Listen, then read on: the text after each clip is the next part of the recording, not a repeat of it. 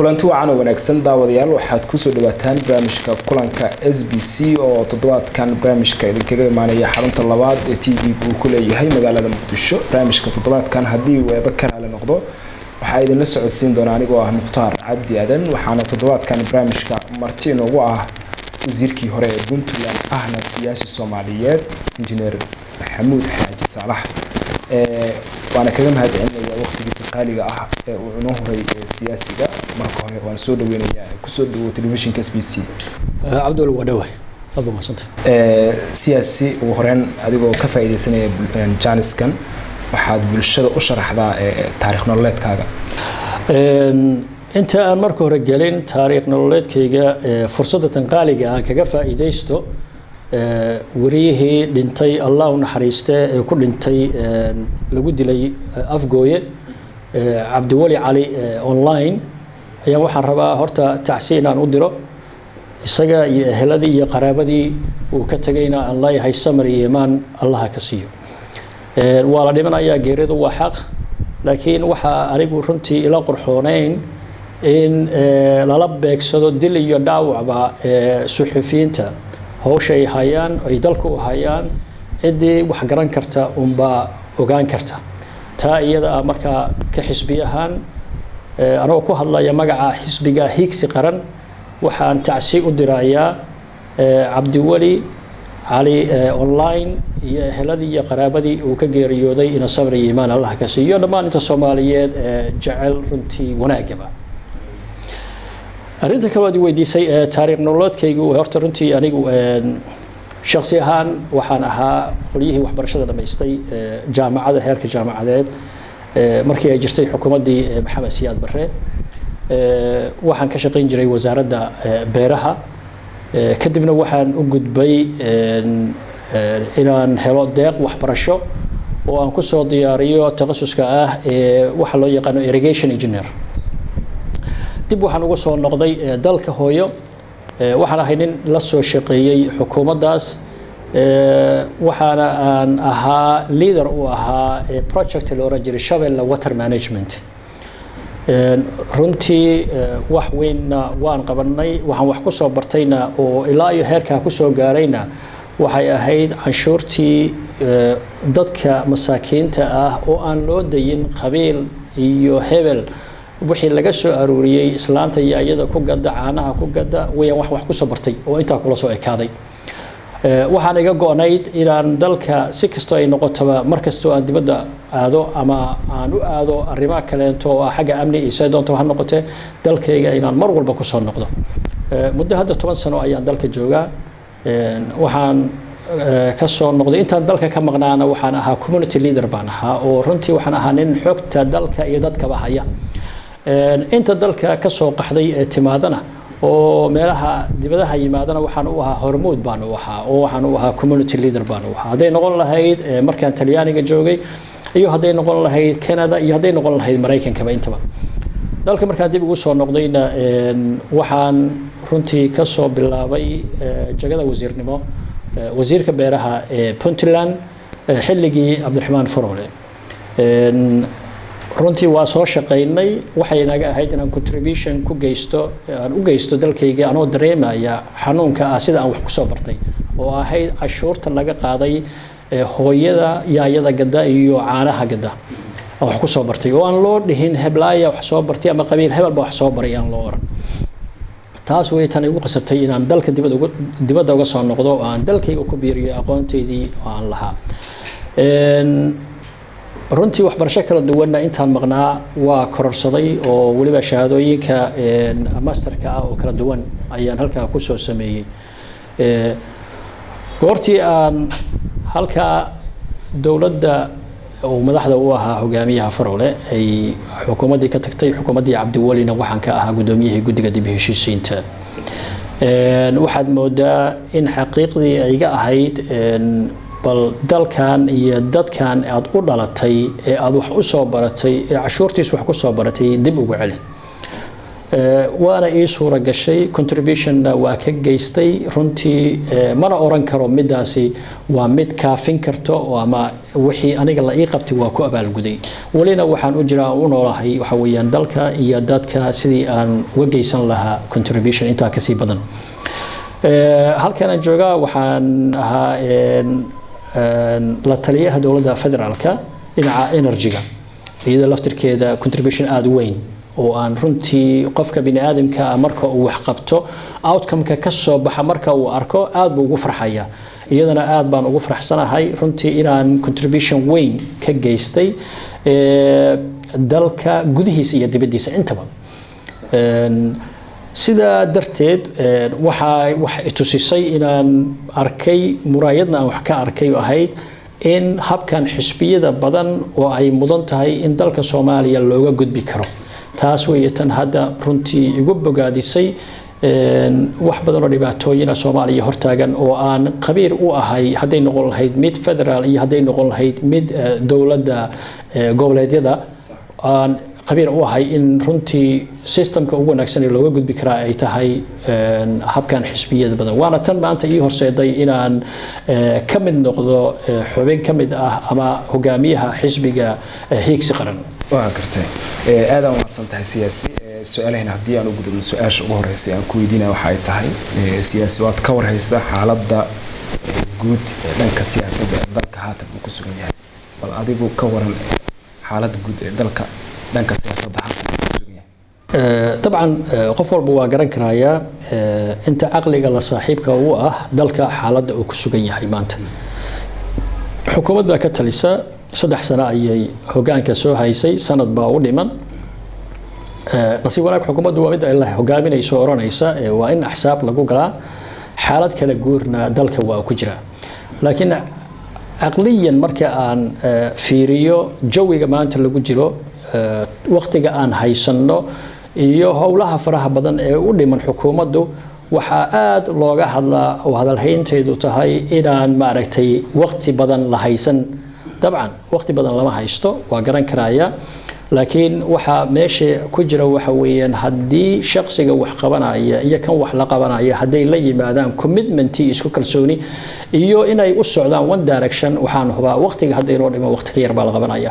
Soomaaliya iyada looga baahan yahay decision-kaasi inay gaarto maaha mid shakhsi gaari karo maaha mid shakhsi iyo laba iyo gaari karaan waxa looga baahan yahay ummadda Soomaaliyeed inay ku midoobaan oo ay one direction oo isla fahamsan yihiin ay uga dhaqaajiyaan meesha hadda la taagan yahay waa garan karaysaa dhibaatada iyo qaxarka iyo isjiijiidka faraha badan ee dawladda Soomaaliyeed soo martay ka siyaasad ahaan waxa kale looga bixi karaana waxaan qabaa waa arrimahaas oo kale waa gartay aad u mahadsan tahay dhawaan xildhibaanada golaha shacabka waxay ansixiyeen sharciga doorashooyinka sharcigaasi waxa la ansixiyay xilligii loo baahnaa mise waa jeclaan lahaa ka hor in la ansixiyo oo si waqti fiican loogu helo balse waxa weeyaan haddii ay xildhibaanada golaha shacabka ay ansixiyeen kadibna waxa ansixiyay aqalka sare ayaa ansixiyay runtii waa ku bogaadinayaa aad baan ugu faraxsanahay xildhibaanada runtii waa inay fahmi karaan waxa miiska hortiisa yaala shuruucda miiska hortiisa taala haddii ay fahmaan yani muhiimadda ay u leedahay dalka horkiciisa iyo laga tallaabsado waxyaabaha lagu jiro way wanaagsanaan lahayd waan soo dhaweynayaa labada gole ee ansixiyay waxaana sugaynaa hadduu rabi raali ka noqdo inuu madaxweynuhu saxiixo from that day waxa weeyaan marka madaxweynuhu saxiixo waxa kaliya ee noo haray waxa weeyaan war sidee wax loo galay isla isku raacnay golihii labadii gole iyo golihii executive-ka iyo la isku raac in maaragtay in sidaa loogu gudbo oo lagu qabto doorasho xisbiyadeed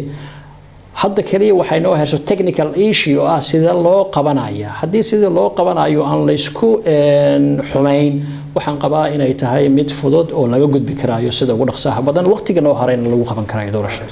gudoomiye maadaama aad tahay hogaamiye xisbi ee dalka waxa ku soo wajahan doorasho sidee baad u aragtaa in dalka ay ka dhacdo doorasho qof iyo cod doorashadu waa macno badan tahay marka ugu horeyso waxaan ku bogaadinayaa Soomaalidu ama xukuumaddu inay la timid nidaamkii ahaa in laga gudbay nidaamkii hore oo 4.5 ama qabaa'ilada ahaa kaasoo aan u fahmayay ama aragtidaydu ay ahayd midda kaliya wadanka ragaadisay midda kaliya dhibaatada maanta taagan oo ay keentay horseedna u ahayd taa iyada ah runtii waa aad baan ugu bogaadinayaa waana soo dhaweynaynaa ka xisbi ahaan xisbiga higsi qaran sidee arrintan doorasho uga dhacaysa waxa weeyaan horta in laysu yimaado la heshiiyo laysla arko meel laysla dhigo laysnana fahmo inay waxa kan yihiin dan guud oo aysan ahayn dan shakhsiyadeed marka waxaan qabaa ciddii iyadu u arkayso inay tahay dan shakhsiyadeed inay miiska dhigto oo loo arko dan guud heshiis wax ka wanaagsan ma aha in dhammaan stakeholderska kuwa ka ah saamilayda siyaasadeed waxaa wanaagsan iyadoo aan lagu kala soocin inay isu yimaadaan ay ka wada hadlaan danta guud ee dalka iyo dadka taas ayaa waxaan aaminsanahay in looga bixi karo arrintan ay weydiiso ahayd qaabku waxay ku wanaagsan tahay in markaa la isu yimaado la yiraahdo war waa ka gudbaynaaye sidee uga gudubnaa laakiin anigu waxaan ku sheegayaa shakhsi ahaan ka xisbi ahaan waxaan soo dhaweynaynaa any other alternative oo aan ahayn oday dhaqameed iyo 4.5 waa soo dhaweynaynaa waa gartay sidaa la socoto dalka waxa uu ku jira weliba khilaaf u dhexeeya dowladda federaalka Soomaaliya iyo qaar ka mid ah dowlad goboleedyada khilaafkaas oo in muddo ah jira ilaa haatan ma jiro marka sidee bay dalka ugu dhici kartaa doorasho xor iyo xalaal iyadoo khilaaf u dhexeeya dowladda iyo qaar ka mid ah maamul goboleedyada dalka waa la soo kala hormariyaa waxaana wanaagsan marka ugu horeyso oo tallaabo la qaadayo waa kuu sheegay tallaabo heshiis lagu yahay in la qaado in danta shakhsiyadeedka ah meel la wada dhigo aragtida qof ahaaneed oo shakhsiyaadka is eeganaya inay ka hormariyaan danta dalka iyo dadka khilaafaadkaasi markaasi meel la dhigo oo laysu yimaado oo laga wada hadlo oo la heshiiyo ayay waxay noqonaysaa in loo qaado tallaabada labaad oo ah sidee wax loo qaban karaa oo ah habkan xisbiyada sida loogu gali karaa marka waxaan oran lahaa marka ugu horeyso waliba aan ku bogaadinayaa dowladda Soomaaliya oo aan xil ka saaraya inkastoo aan maqlay madaxweynuhu dhowr jeer inuu isku dayay hadaladiisii ugu dambeeyay laakiin waxaan oran lahaa madaxweyne ha ka daalin dalkaada madaxweyne u ah inaad isu soo dhaweyso inaad dowlad goboleedyada runtii aad isleedihiin xagga siyaasadda waa isku diidan tihiin inaad maaragtay inta in ka badan haddii lala imaan commitment iyo maaragtay isu tanaasul sidaas aan dowladda ugu wadi karay haddaan lala imaan waa dhibteeda ay leedahay marka waxaan oran lahaa dib ha la iskugu noqdo ha la sameeyo tanaasul hana loo turo dadka iyo dalka waa gartay gudoomiye markaan u soo laabano xaaladda amniga al-shabaab way kordhiyeen weeraradii ay ka geysanayeen magaalada Muqdisho iyadoo weli ay xiran yihiin qaar ka mid ah wadooyinka magaalada Muqdisho maxaa kordhiyay bay kula tahay weerarada al-shabaab ay ka geystaan magaalada Muqdisho halse ma u aragtaa dhagxaantan lagu xiray qaar ka mid ah wadooyinka magaalada Muqdisho horta waxa weeyaan arrintaas waxay ku wanaagsanaan lahayd inaad wax ka weydiisaa qoliyaha amniga ah laakiin waa kaaga jawaabayaa nin walba si wax u arag al-shabaab ma aha markii ugu horeysay oo ay weeraro kala duwan ka samayso magaalada Muqdisho waa garan karaynaa xanuunka cid walbana waa taabatay xanuunka ay leedahay weerarada iyada ah hadday noqon lahaayeen dowladii hadday noqon lahaayeen shacab intaba waxaan marka aaminsanahay inaysan ahayn markii ugu horeysay haddii la yiraahdo waa ay kordhisayna xaqiiqdii waxaan garan karaynaa ma inta ku dhimatay al-shabaab qaraxyadooda mase qaraxyada ay sida badba jooga ay ka dhacayo inay ka yar yihiin kuwii hore u dhici jiray haddii xalka amniga ay dowladda u aragtay in la xiro dhagaxyada la dhigo waa runtii waa aragtidoodii iyo sidii ay ku badbaadin lahaayeen shacabka waayo dowladdu waxaa xil ka saaran yahay muwaadin kasta oo Soomaali ah inay ilaaliso amnigiisa xoolihiisa waxaasoo dhan waxay saaran tahay dowladda waa mandate-ka dowladda xil saaran arrintan iyada ah la xiriirta qaraxyada isdaba jooga ah iyo baloogyada tan dhagxaanta la dhigay inkastoo hadda aan maqlayo in wasiirka amniga uu yiri waxa la qaadayaa dhagxaanta la dhigay kuwa kalena ay leeyihiin lama qaadaya dhagxaanta waa un la durjinaya waxbay dhaamaan isu socodka magaalada runtii waa loo baahan yahay amnigana waa muhiim waa loo baahan yahay marka amniga sida ay ku imaanaysana xukuumadda iyada u xilsaaran way u arkayso midda kale inta culayska kale oo meesha ka jira waxa weeye inay xukuumaddu laftirkeedu fiiriso waxa shacabku dhibsanayo marka siday u kala weyn yihiin bay u kala horumarinaysaa waxaana qabaa runtii dhagxaantan qaadista laga qaadayo runtii dhagxaanta gudaha magaalada runtii anigu waa soo dhaweynayaa waxayna furaysaa isu socosho iyo inaysan magaalooyinka kala xirmin haddii aan dib ugu laabno arrimaha doorashooyinka dalka haatan waxaa kusoo wajahan in doorasho ay ka dhacdo caqabado badan ayaa jiro oo dhanka doorashada ah ee ku horgudban sida maqnaashaha Somaliland dhamaystirka dastuurka qabyada ah iyo caqabado kale miyay kula tahay in 12 bilood dowladda u hartay in ay ka gudbi karto caqabadahaas horta muhiimadda wataan hore kugu sheegay aniga waxaan soo dhaweynayaa any other alternative aan ka ahayn 4.5 iyada dhaqameed waa soo dhaweynayaa xukuumaddana waxay ahayd sida xukuumadda Kabul oo kaleento habka doorashada ay ku gashay oo ahaa one place only maqaal waxay ugu ah runtii madaxweynuhu laftirkiisa inuu soo jeediyo arrinta iyada ah in doorashada laga dhigo magaalada Muqdisho step by step anigu waxaan aaminsanahay habkan la leeyahay habka xisaabta badan haddii la qaldo xataa horeyna waan u sheegay 1% haddii la saxo oo 99% la qalxo still advantage baan leenahay sababtoo ah way afarta sano oo dambe oo soo socota lagama fikiraayo mana hadlayno kama hadlayno miiskana ma soo saarayno 4.5 iyo dhaqameed waxa kaliya aan markaa saaraynaa waxa weeyaan sidee uga gudbi karnaa oo aanu improvement ugu samayn karnaa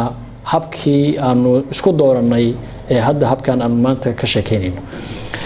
arrimaha kale ee maqan sida Somaliland dastuurkii oo qabya ah yani waxa weeyaan Somaliland hadda wax isku dayaysaa dowladda inay raadisaa walow waqtiga haray uu yar yahay oo haddii aan optimistic ahayna aan oran karaayo wax kastoo la isku dayo waa lagu guuleysanayaa bal talaabaha la qaado hal la isku dayo madaxweynuhuna Somaliland waa soo dhaweeyay anigu runtii tegidda uu yiri waa tagaya iyo inuu bilaabo initiative-kii inay wada hadlaan aad baan soo dhaweynayaa waayo haddaan la wada hadlin runtii waxa weeye wax meeshii hagaagaya malaha Soomaalidu waxay tiraadaan la kala roonaan roomado warar qaar soo baxay waxay sheegayaan in madaxweynaha uu ka baaqday tigidii uu sheegay ku tagay Somaliland dhawaana khudbad uu ka jeediyay sheegay in Somaliland raaligelin buuxu u diray wararka waxay sheegayaan in madaxweynaha uu ka baaqday safarkaas bal maxaad kala socotaa iyadoo horta runtii waxa weeyaan safarka madaxweynaha uu ka baaqday waan maqlay waxaana sababay aragtida Somaliland hadaan oran lahaa madaxweynaha iyo xukuumaddiisa iyo golihiisa guurtada iyo yani fikradaha ay ka qabaan oo aan wali isla jaan qaadin wuxuu iyo dhawaaqu waa bilowdeen waxaan u malaynayaa in loo baahan yahay marka hore in laga shaqeeyo Somaliland gudaheeda laftirkeedu ay ka shaqeyso ay ka fariistaan oo ay runtii maskaxdooda tuujiyaan in marka kadib ay imaan karto booqashooyinka madaxweynuhu uu sheegayo inuu ku tagayo waqooyi laakiin ummadii oo kacsan iyagoo waliba sidaan wararka intiisa badan ku maqlay madaxweynuhu waa dhageystay aniga apologize-kii uu siinayay Somaliland isagoo ku hadlaya magaca qaranka inay u arkeen inuu apologize-kiisa oo aysan ahayn mid macnaha dhammaystiran waxayna aad u duraayeen madaxweynuhu markuu uu apologize siiyay hadalkii dambe oo uu daba dhigay oo yiri idinkuna xaqiina taasay runtii aad u qoonsadeen xaqiiqdii markaan si u fiirshay laakiin waxa muhiim ah oo runtii wax lagu farxa ah in maanta aan ka wada hadlayno heshiis Somaliland iyo Soomaaliya inay isu yimaadaan oo ay wada hadlaan ka wada hadalka kaliya iyo sheegidda ayaa waxay tahay runtii wax aad u weyn oo wanaagsan oo noqon karto in la yimaado initiative-kii inuu ka yimaado inay ka timaado dawladda federaalka ah waxaan oran lahaa halka ayaa looga harin hal la sii wado guddi bay samaysay oo guddiga loo xilsaaray arrinta iyada ah waxaan oran lahaa markaa ku talin lahaa dowladda federaalku yaysan marna ka niyad jabin raadinta Somaliland hal la sii wado gudoomiye markaan u soo noqonayn dowladda federaalka Soomaaliya dowladda haatan way sanadkii saddexaad u galay ma kula tahay in ay maaragtay u qabsoontay waxyaabihii farbadnaa ay hiigsanaysa inay qabato maadaama 3 sano ay u dhamaatay waxa dhahrayna ay tahay wax ka yar hal sano runta aan ku sheego waxna waa qabsoomeen waxna ma qabsoomin arinta ka gaabinta hadeer waxay ahayd arintan xisbiyada mar hore ahayd in labada golaba ay baas gareeyaan ma imaan lahayn ma qabsoomi karaa ma qabsoomi karo in maaragtay ay doorasho timaado taal maanta lagama hadli lahayn taa waxa moodaa dhankaasi inay kaga gaabisay laakiin waxaan waa never late anyway waxa weeye haddii halkaa la soo gaaray waxaan u malaynayaa inay soconayso haddii xaqiiqda laga hadlayo dhinaca amniga waxaad moodaa dowladdu dad badan dadba si u arag laakiin dad badan waxaad moodaa inay dowladdu aad uga gaabisay dhinaca amniga especially magaalada caasimadda ee Muqdisho waa ugu fiicnaan lahayd inay hanaan lahayd amniga magaalada Muqdisho nooc doona waxa ahaadee laakiin waxa aad loo complain gareynayaa arintaasi inaysan meel fiican ka gaarin ma oranayo dhicidda because dhicidda iyo dadka ku dhimanayo marka loo compare gareeyo dowladaha horay u maray waxaad moodaa New York inta ku dhimatay halkii daqiiqo oo xabad disho iyo inta xamar ku dhimato dabcan New York badan iyadoo base la leeyahay base of the population intuu leeyahay laakiin lama oran karaayo dusha laga saari karaayo xukuumadda kaligeedna waxaan qabaa amniga kama shaqeyn karto haddaanu shacabka la shaqeyn shacabku oo midaysan oo la shaqeeyo xukuumadda haddii xukuumaddu markaasi ay gabto amniga markaas halkaas laga arki lahaa waxaa marka looga baahan yahay shacabku laftirkoodu inay xil iska saaraan kana shaqeeyaan amniga markaas waxaa la heli karaa amni buux haddii la fiirsho dhinaca kaleento arrimaha wasaaradda maaliyadda oo kaleento runtii guul bay gaartay waad arkaysaa Soomaaliya deemihii waxa lagu jira cafiska ahaa meelo badan baa guul laga gaaray runtii xaqiiqada markaan ka hadlayo dib u dhac kale waa jira oo far badan especially wasaaradaha qaarkood wasaaradda aan shaqeyn baa jiro wasaaradda waxa jira wasiiradu aan tagin oo guryahooda jooga jira wasaaradda waxa jira absolutely markaas waxdii tagtid وهنيش حقيقي دولة هذا جرتا ويدي هراء عصبيد هالكسنة جرتي رئيس الوزراء وحكومة مشغول سنة إنه تجاوز وزارتها كرمير كوسمية يعني إنه شقوين كودي كرميره لكن تاو حد مودا هذا حوجا إن لقى جابيا مودا كجابس كتال لو جابيا واحد مودا وزير ذا أنتوا هذا بدنا نيرهذا إن يضيعين شقدي وهايين قرنك دلك يدك كبا وهذا كوهلين حفيز كحتى إني فريستان هن قريه دي بيجوا أنا كشقينا يا وقرت قدومي مركا هالك كان معنا سيدا شعب كداوان هي وجدان فحنقص قلنا هي حفيز كده حس بقى هيك سقرن هجامية حس بقى سنوات تحي وحد أشرح هذا شعب كداوان هي محوية هي حس بقى هيك سقرن حزب هيك سقرن حزب يكون بين دمان صوماليا أو يدل وحزب اللون يهي فكر كيسة هي أفكار تيسونو أي تاي وهيكسي قرن رادين من لماذا ومدى صومالية رادين شرفتي عزتي هي كرامتي صومالية دل قدها هي دبادة يكون هايين وحزبي أتاجن إنه دب أسوأليو صومالي لماذا نبتع هيد وحد بنانك كما قشين صومالي ذا عصب soomaalida cusub ma waa soomaalidii dhabta ahayd asalka ahayd dib in loo soo celiyo waa xisbi u taagan ee raba inuu dhageysto guuxa shacabka rabitaankooduna uu yahay mid u jajaban waa xisbi markaan ku leeyahay higsigiisu yahay dowlad taam ah oo jirto oo qaran markaan leeyahay dad badan ba wax isweydiinayaan qaran miyaa jiro qaranku waxyaabo badan baa looga baahan yahay waxa looga baahan yahay inuu qaranku mas'uul ka yahay amniga muwaadinka Soomaaliyeed waxa looga baahan yahay qaranku inuu xakameyn karo ama mas'uul ka yahay xuduudaha uu la leeyahay wadamada dariska ah waxa looga baahan yahay qaranku inuu yahay mid gacanta ugu jirta control karo cir iyo dhul dalka Soomaaliya intay tahay iyo badba waxyaabo badan oo runtii aan u arkayo dhowr iyo 20 sano ay Soomaaliya jirtay oo laga gaabiyay sababo badan dartoodba waxa weeyaan waa dhexdhexaad haddii mucaarad loo arkayo because waxa weeyaan qof kasta oo gurigiisa ka baxaya inta uusan dibadda tagin waxa uu isku eegayaa waa muraayad. muraayadaasi waxay u sheegaysaa shakhsigaasi waxa ka qaldan, wuxuu u taagan yahay muraayadaas. haddii xukuumaddu ay samayso wax wanaagsan kuna guulaysato, xisbigan aan iraahdo xisbigeenna waxa weeyaan waa ugu bogaadinaya. haddiise xisbigeennu uu arko in wuxuu ay qaldan yihiin, fartu ku fiiqaya, waxaana loo raacinayaa sidii loo sixi lahaa. waa ka xisbiga markaasi wax dhisayo. xisbigeennu waa ka soo horjeedaa xisbiyo ama group siyaasadeed oo doonaya inay dumiyaan oo ay geliyaan dalkan carqalad siyaasadeed sidee doonto ahaatee. waa ka soo horjeedaa. xisbigan wuxuu diyaar u yahay in wixii wanaagsan ay xukuumadda samaysaana uu hambaliyo, wixii xukuumaddu samayso ay qaladaana uu u sheego, una raaciyo sixitaankooda inay saxaan. sidaas haddii loo arkayo mucaarad, dabcan mucaarad baan nahay, laakiin afkaarta iyo fikirka aynu qabna ayaa ah arintaa iyada ah inaad dhexdhexaad ka tihiin. in ka xisbi ahaan aanu nahay xisbi dhexdhexaad ka ah arrimaha Soomaaliya. waa gartay gudoomiye, marka taa ka nimaano xisbiga xarumo kale oo hor leh ma ku leeyahay qaar ka mid ah gobolada dalka? dabcan horey baa looga dhawaajiyey markii aanu soo imaanayna kulankii golaha fulinta ee xisbiga. waana la sheegay gobolkan Bay iyo Bakool oo aanu ku leenahay waxaa socda hadda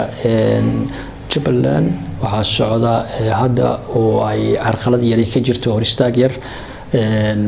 waana sugaynaa inta arintaasi meel uga dhacayso. Puntland xarumaha ilaa iyo 9 xarumood baana laga rabaa, ilaa iyo 10,000 oo qof oo registered ah oo xubnaha xisbigana laga rabaa. intaasna runtii waa ku hanweynahay inaanu helayno, waana runtii bilowga inoo tahay. qorshaha ayaa inoo degsan. Soomaaliya markay isu timaado oo saamilayda siyaasadeed ay ku heshiiyaan, waxaan aaminsanahay ka xisbi ahaan inaanu maaragtay arrintaa ku guulaysanin. bal haddii aan usoo laabano arrimaha khilaafka maamul goboleedyada iyo dowladda dhexe, wasiir hore beerahana waa tahay Puntland xilligii Farole, waxaa jira khilaaf u dhexeeya dowladda federaalka Soomaaliya iyo dowlad goboleedka Puntland, waliba wasaaradda waxbarashada. bal khilaafkaas dhawaan ayuu soo shacbaxay. sida la sheegayna khilaafkaasi xal baa laga gaaray arinta waxbarashada shahaadiga ah. sidee u aragtaa sidee u aragtaa xalkaasi laga gaaray khilaafka arrimaha waxbarashada? marka ugu horeysa horta haddii khilaaf labada maamul uu ka jiro, maamulka Puntland iyo dowladda federaalkaba, labadaba waxaan kula talinayaa inaysan khilaafka ardayda siyaasadayn. meel walba waa looga hadlay arrinta iyada ah. waxbarashadu waxay taabanaysaa oo ay saameyn ku leedahay kumaamkum qof oo arday ah oo aan dambi gelin iyo waalidiintooda oo runtii aan garan karayo sida ay wax ku soo barteen inay ahayd si runtii aad u adag oo waalidiintu ay la soo tacaaleen ama ay ama hal la kufaan ama hal la istaagaan ardayga finally inuu helay shahaadadii. markii inaan shahaadadaasi khilaafaadka lagu xirin oo aan marna la siyaasadayn, khilaafaadka labada dowladda federaalka iyo maamulka Puntland ay ka jira, waxa aad uga talin lahaa walow hadda arrintu ay dhamaatayba, in arrintan waxbarashada ah mar walba gees la iska dhigo oo aan innaba ha yiraatee aan la soo dhaxgelin. laakiin waa ilaahay mahadii waxaan maqlayaa sida aan ka arkayay meediyaha in xildhibaano ka tirsan Puntland ay sheegeen in khilaafaadkii la dhameeyay. waa guul weeye, waana ilaahay mahadii. arrinta kaleento oo ah khilaafka ka dhaxeeya Puntland iyo federaalka waxaan aad iyo aad kula talin lahaa especially waxaan la talin lahaa dowladda federaalka in ay runtii qaado tallaabooyinka ugu wanaagsan oo isleedahay waa lagu soo dhaweyn karaa tanaasulka faraha badanna waxaa looga baahan yahay dowladda federaalka waa tii lagu dhawaaqay hadda 15 bisha March soo socota in madaxweyne Saciid Maxamed Dani uu ku baaqay in la isugu yimaado dhammaan saamilayda siyaasadeed ee reer Puntland ay isu yimaadaan uqaasha dhalinyarada waxbartay in la isu yimaado adigu runtii in laga hadlo maseerka ummadda reer Puntland dabcan horta runtii aad baan u soo dhaweynayaa aad baan ugu faraxsanahay wax taasna waxay tusinaysaa image-ka taa ay tusinaysaa waxa weeye dowlad wanaaga meesha ka jira ah in la isu yimaado laga tashado ayaha Puntland shalay xagee joognay maanta xagee joognaa bari xagee u soconnaa maxaa inoola gudboon khilaafaadkan iyo maxaa la gudboon maanta aqalada in la gudboon maanta maxay tahay say kaga bixi karnaa aad baan soo dhaweynayaa madaxweynuhu inuu intaa gartay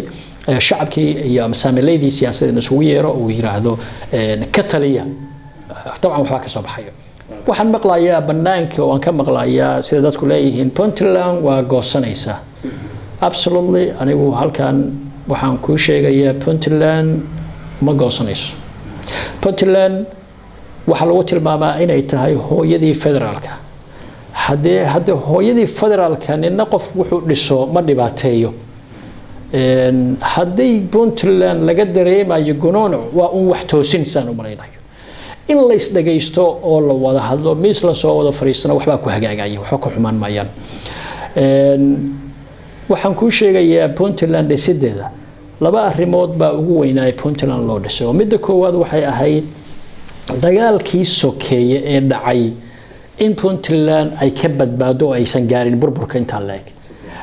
mar haddii ay ka badbaado dagaalkaas sokeeye in la sameeyo institution dhisan oo halkaa ka shaqeeya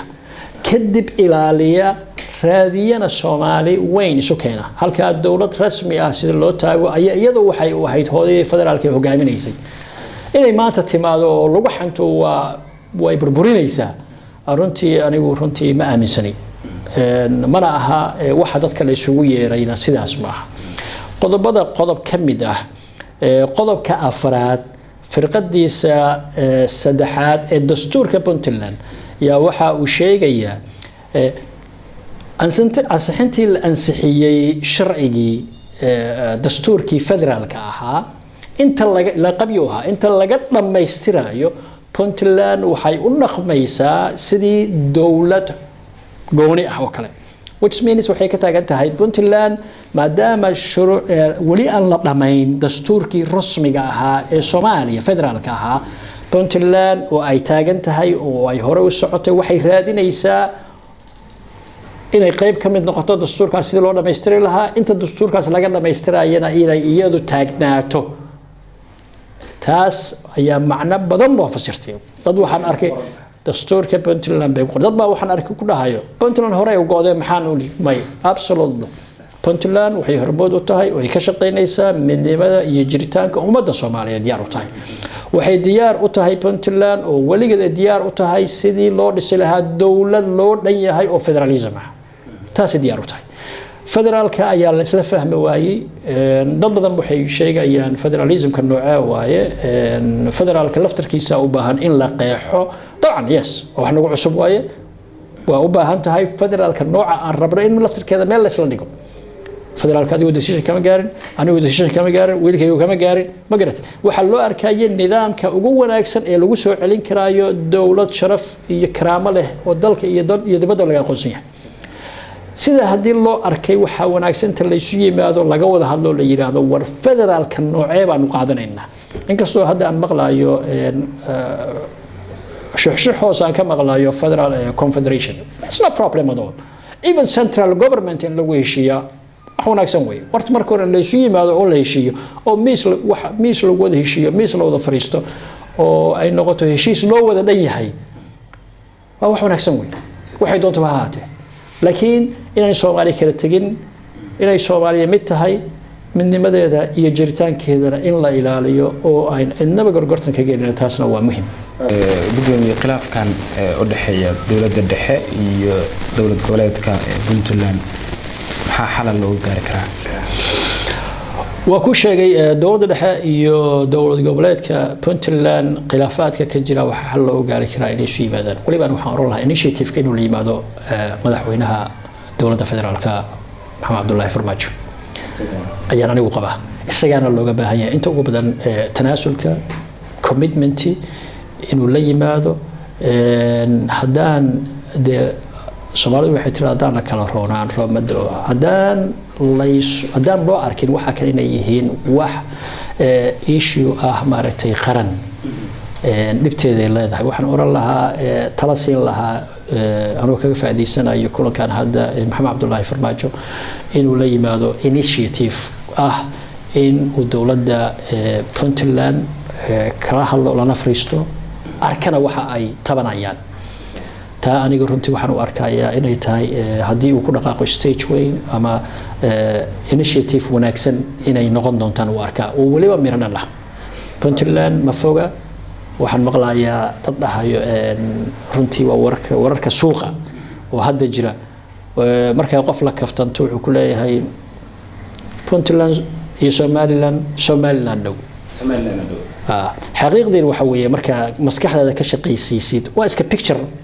image dadka la tusinayo weeyaan laakiin waxaan sheegayaa Puntland cid maanta uga dhow dowladnimo Soomaaliyeed oo taageersanaysan jirin baan ugu aaminsanahay aad u mahadsan tahay daawadayaal weli waxaad daawanaysaan barnaamijka kulanka SBC waxaanu toddobaadkan idinkaga imaanaya barnaamijka xarunta labaad ee TV-gu uu ku leeyahay magaalada Muqdisho waxaana marti inoogu ah wasiirkii hore ee Puntland ahna siyaasi Soomaaliyeed injineer Maxamuud Xaaji Salax siyaasi qaybihii dambe ee barnaamijka aan soo gaarnay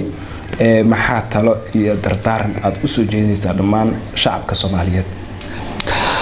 dhammaan shacabka Soomaaliyeed waxaan talo iyo dardaaran u soo jeedinayaa hadday noqon lahaayeen maamul goboleed iyo hadday noqon lahaayeen dowlad federaal in nidaamka meesha ka jira lala shaqeeyaa oo aysan inaba ha yiraatee carqaladii aysan imaan waxa loo ordayo hadday noqon lahayd dowlad federaal ah iyo dowlad goboleedba waxa weeye in la yigleelo dowlad rasmi ah oo taagan oo cagaheeda ku taagan ujeedada ugu weyn ugu dambeysana waxa weeye waa dowlad loo wada dhan yahay oo Soomaali ah oo caalamka laga aqoonsay sharaf iyo karaamana ku leh waxa lagu heli karaa taana waxa weeye shacabka dhammaan hadday noqon lahaayeen aqoon-yahanadu hadday noqon lahaayeen ardaydu hadday noqon lahaayeen hooyooyinka hadday noqon lahaayeen waxgaradka Soomaaliyeed waxaan anigu aaminsanahay sida uu wanaagsan in loo arko oo laga baxo 30 sano carqaladihii lagu jiray in dowladda la taageero arinta kale oo ah dowlad goboleedyada sidaas la mid ayaan aaminsanahay waxaan aaminsanahay waxaan leeyahay oo dardaaran ku leeyahay labada dowlad goboleed iyo dowladda federaalkaba madaxdoodana waxaan aaminsanahay inay isu tanaasulaan isu yimaadaan kana shaqeeyaan danaha iyo dalka waxa uu maanta hortaagan u danayaan taas ayaan runtii kula dardaarmayaa insha Allah waxaan aaminsanahay in runtii markii la midoobo la gaari doono meesha loo socdo ama targetka loo socdo laakiin midnimay ku xiran tahay وهاجاك داود يال جود هان هالكا ينقصو جوينيا برامج ككلانك SBC برامج كوحات الضوات كان مرتين وجوها وزير كي هراء بنتلان أهنا سياسي الصوماليات أهنا هجاميها حزب هيكس قرن داود يال أنتين برامج كان كيس حاجة دي بينه وكل مدونه أنا جاي صدق كله بشير عبد القادر وبرامج كان دوستي سجعان ونجسي وحنا اللي كجت جاي أساسي إنه بتكليو قدومي هذا ما هتصنتها